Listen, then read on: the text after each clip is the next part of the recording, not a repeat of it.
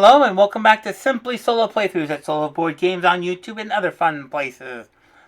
Look us up, say hi. And we're here today with Marvel Champions. Today's a little bit different.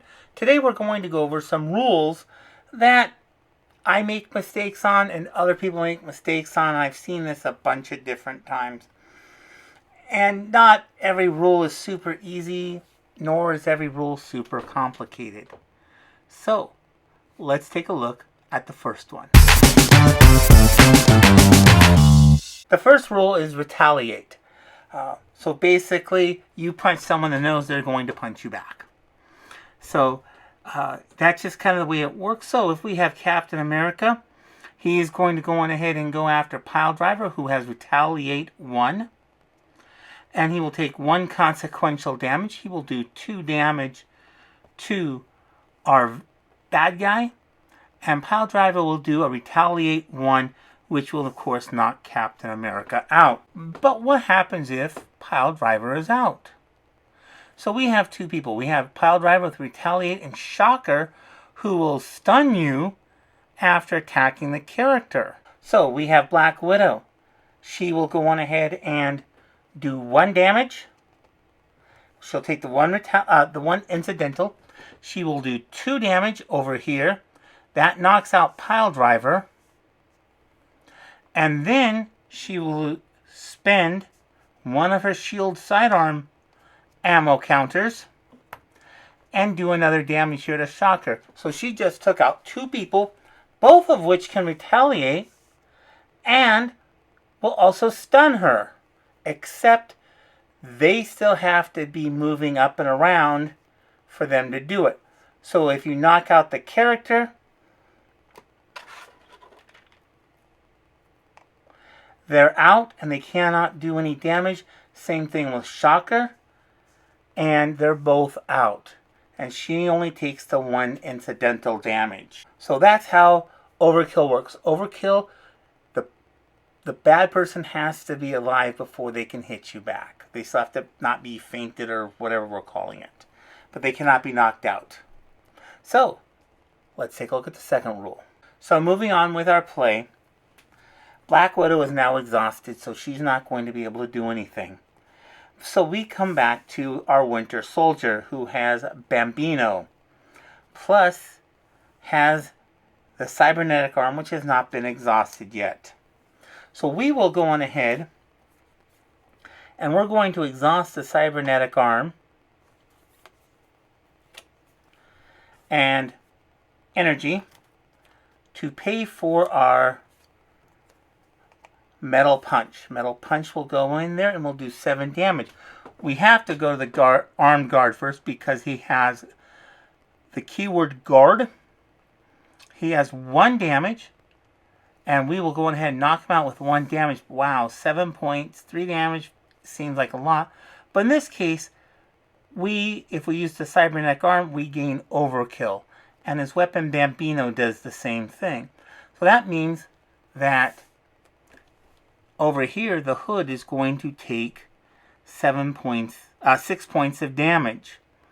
Now, if he's still moving, he has Retaliate. I just put in Retaliate. He doesn't have Retaliate normally. So he would, normally, if you're going to attack him, he would retaliate. But because it's an overkill, overkill does not count as an attack. It's just absorbing the extra damage. So there is no retaliate going to be given to the Winter Soldier at all. And we discard the card, and it's now the villain phase. Rule number 3 has to deal with encounter cards. This one messed me up kind of bad. So one of the things that happens, it's the villain's turn. He does his damage on me, and we move on to the encounter phase. Now, we already have 1 face down encounter card, and we're going to get another one. Now, when we flip over the encounter card, we have Gang Up. And this is, we do not pull them both up and just put this into play and then resolve it. Because that makes a difference within the game. Because now, he's going to gang up. So, if you reveal this way, only the hood is going to attack. And if I reveal it this way, Mandrill gets played first, we resolve, and then we get gang up, and Mandrill is going to go on ahead and attack. So when you reveal an encounter card, you reveal the entire encounter card. You completely resolve everything. So in this case, we would, when revealed, we would confuse each of our characters, and they would go on ahead and then put into play. So that would actually make a big difference if there was a stun or something else going on. And then the next encounter card gets revealed, and you resolve that one. And then if there's a third one, then you go and resolve that one. So encounter cards do make a difference, that they just need to be played. I like to play them in order. I will occasionally not play them in order. And when I do, I found that usually ends up hurting me. But you play one encounter card, and then the next one, and then completely resolve it. The fourth rule has to do with encounter cards, and that is when an encounter card is revealed. When revealed, discard the top 5 cards in the encounter deck. Each time a card belonging to the Kree Fanatic is discarded this way, deal that card to yourself in a face-down encounter card. So we just go on ahead and we're going to look. This is from the Kree Fanatic set, which is a print-and-play version, official. That's not one. That's not one. That's 2. That's not 1. That's 3. Now, some people think, oh, okay, let's go shuffle. Many other games are go shuffle and continue going. In this case, this is considered to be fulfilled. You are done and do not need to go any further. So no reshuffling and keep going. Basically, it would be an infinite. It could turn into an infinite loop. But it ends, that's the end of the villain phase. Nothing else is going to come up. And now we go to our phase. The last rule that can cause confusion is if you're playing multi-handed. In this case, we have Winter Soldier, Spectrum, and Adam Warlock. And we are going to the villain phase, and we're going to scheme. And normally we would add 1 per player. So that'll be 3 to add per player. And then we have the acceleration icons. And a lot of people will play that as, okay, I'm going to add in 3 more. I'm sorry. 3 more for Crime Pays and 3 for Universal Church of Truth, because they have acceleration icons, and that would be incorrect. So rather than adding in those 6, you're just going to add in 2, because it is per icon, not per player. So there are some cards that have 2 of these on there, and that's when you'll add in 2, or they'll say a plus, per 1 per player.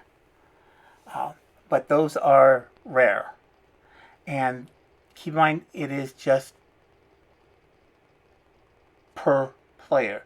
So even if you have the extra encounter card, it's 1 encounter card per icon, and that goes to the player number 1, then player number 2, and then player number 3, and back around to player number 4 if you're so unlucky. So, let's review. So the first rule is that of Retaliate. If Winter Soldier goes on ahead and attack, and he is now out, he does not get to retaliate. Number 2, Overkill is not an attack for retaliate purposes. So in this case, we go on ahead and we punch Pile Driver for 7 points. Because we use the cybernetic arm, it gains Overkill, and we go on ahead and hit him for 6. There is no retaliation back because it's not an attack. If I had initially attacked him, then all bets are off. But it's the attack. Overkill is not an attack. So rules 3 and 4 deal with the encounter deck. So we have 2 encounter cards that we're going to have to flip up, so-called bad cards. In this case, gang up happens. We resolve gang up all the way through